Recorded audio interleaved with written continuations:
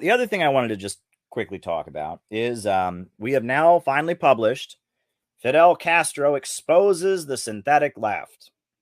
And I want to say that Robert Lawrence, who's the editor of this, he put this book together. I had the idea of publishing it. It was really Robert who did the hard work.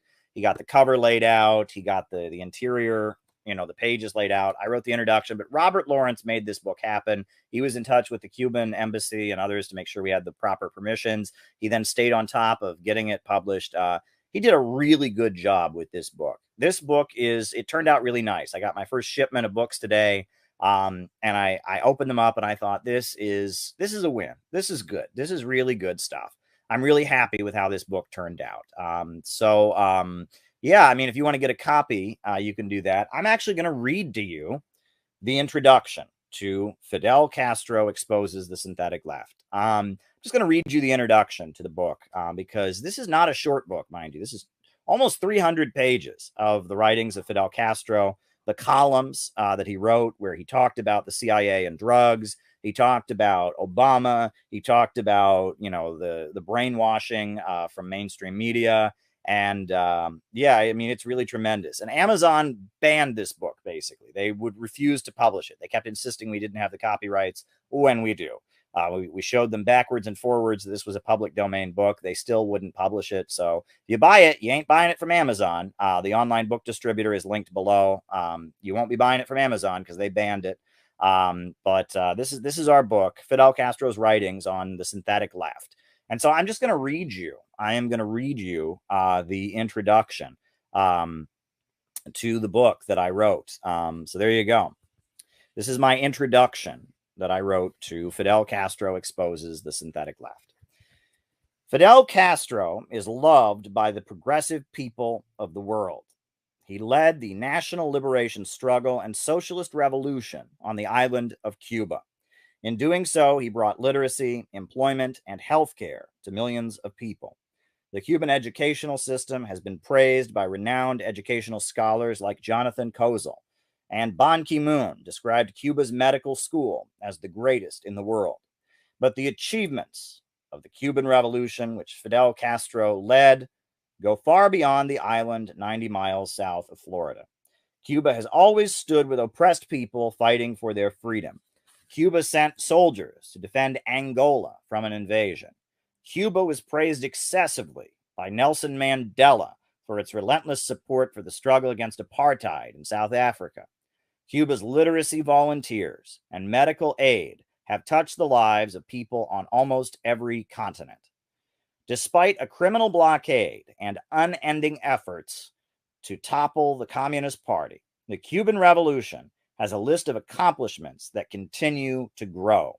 Fidel Castro, along with his brother Raul Castro and Che Guevara, was the symbol of a dramatic transformation that improved millions of lives. While many left-wing and progressive-minded people in the United States, from Danny Glover to Michael Moore, have praised Cuba's achievements, among leftist circles in the United States, there is a lack of willingness to listen to what Fidel Castro actually said. Despite a lot of projection from U.S. leftists, Fidel Castro was not a counterculture 1960s hippie or a woke hipster. The ideology Castro stood for was not intersectionality or postmodernism, but rather Marxism-Leninism. Fidel Castro stood in solidarity with North Korea, Iran, Venezuela, and every anti-imperialist country that challenged U.S. imperialism. Castro maintained that both China and Vietnam were indeed socialist societies and encouraged the Cuban communists to study their market reforms in order to modernize Cuba. In 2014, Fidel Castro wrote, "Xi Jinping is one of the strongest and most capable revolutionary leaders I have met in my life." Fidel Castro opposed drug use, and Cuba has some of the strictest anti-drug policies of any country in the world.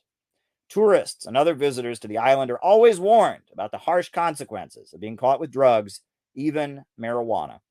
Cuban children wear uniforms, march in formation, and pledge each morning that they will live like Che Guevara.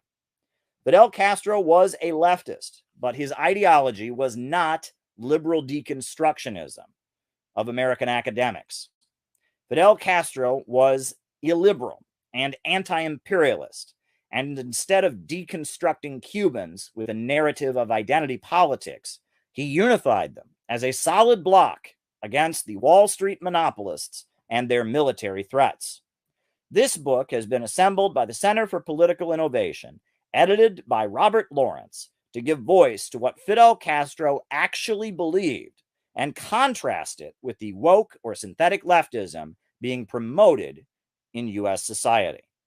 This book is published in the hopes that U.S. leftists will abandon their pro-imperialist destructive tendencies, as well as their witch hunting of so-called red browns and Nazbols, and instead work to develop a progressive, optimistic, constructive socialism. Millions of young Americans are angry at U.S. capitalism and imperialism and open to learning about socialism. They need to understand what socialism means and that there is no one more qualified to teach it to them than someone who built a strong socialist country just 90 miles south of the United States. That is the introduction. Not a long introduction, mind you. That is the introduction. Now, because this book has just been published, I actually sat down and read it all this afternoon. This afternoon, I had some free time on my hands, so I read the book this afternoon. And I got to say, Robert Lawrence did a great job of picking essays. I guess I'll summarize for you.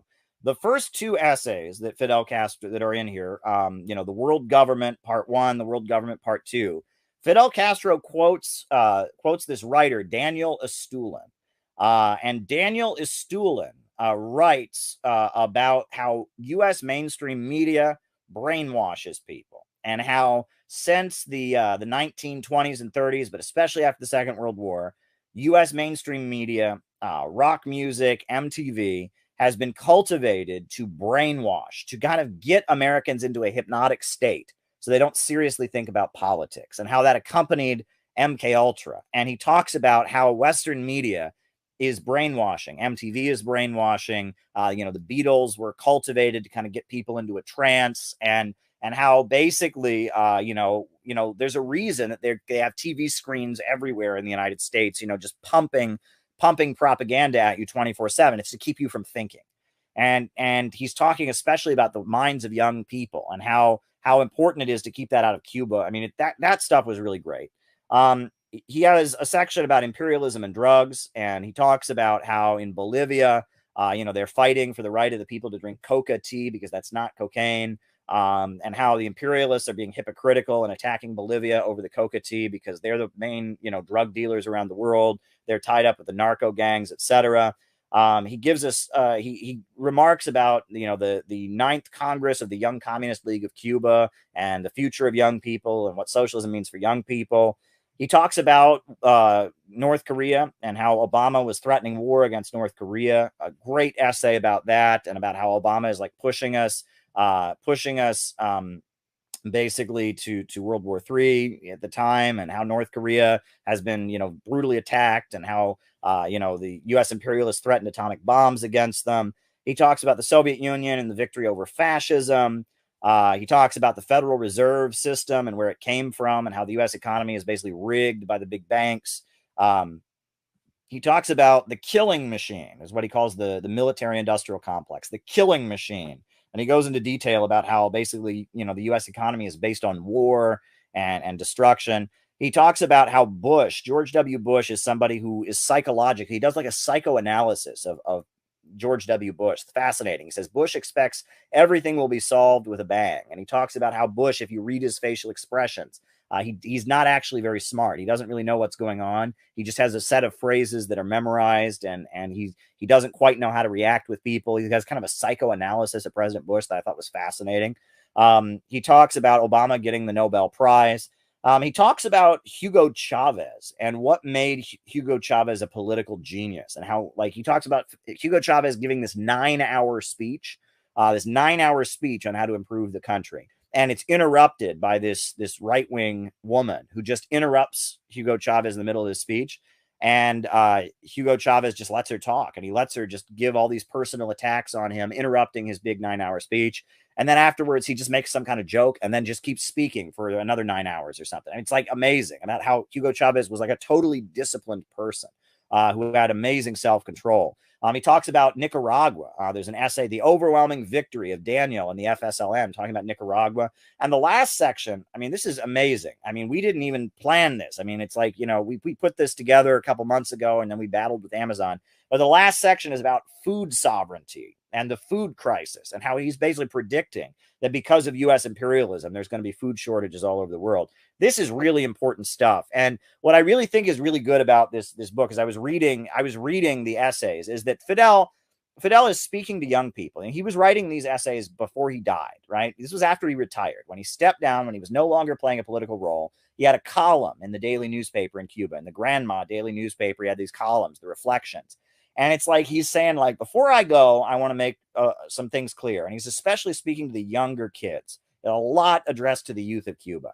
And he tells them, beware of American media. It's brainwashing. It's hypnosis. It's trying to make you stupider. It's trying to prevent your ability to think. He says, you know, stay away from drugs, because drugs, you know, they seem all revolutionary, but they're actually a tool of the imperialists. He's saying that Barack Obama is a fraud and a con man. He's urging people to be like, you know, to look up to Hugo Chavez and try to be a disciplined, self-controlled person like Hugo Chavez. You know, I mean, it's really something special. Robert did a great job picking out these essays and putting this book together. And so this is the latest Center for Political Innovation book. Fidel Castro Exposes the Synthetic Left. And anyone who reads this, the second that you hear one of these people on Twitter who's decided that they're going to join the pro-imperialist campaign against me, the second you hear one of them, you know, talk shit about me, everything they say about me is way more true about Fidel Castro. Fidel Castro, if you think I'm an asshole, read about Fidel Castro. Read about Fidel Castro, because, you know, Fidel Castro, that socialism, as I have discovered in my life experience, socialism around the world is not like the synthetic left. Fidel Castro and real communism is not the synthetic left. It's anti-imperialism. It's disciplined. It's people being proud of who they are, loving their country, loving their community, and hating the monopolistic imperialists that are trying to destroy human life. It's amazing stuff, right? And you know, and Fidel Castro, he talks about climate change. He talks about the food crisis. He talks about so many issues. So this is our latest book, Fidel Castro Exposes the Synthetic Left. You can order it. The link is down below. You can't get it on Amazon because Amazon told us they wouldn't run it. They insisted it was copyrighted, even though we showed them that it wasn't. So if you want to get your hands on it, you got to order it. We got it, another book distributor. You know, and yeah, I am really glad we put this out. Great work, Robert. I'm really happy with your work here. This is good stuff. So glad that we did this. So yeah, that's kind of what I had in mind for my opening remarks tonight. Great video from Lily inviting you to the retreat. You know, just wanted to show you the new book available. Fidel Castro Exposes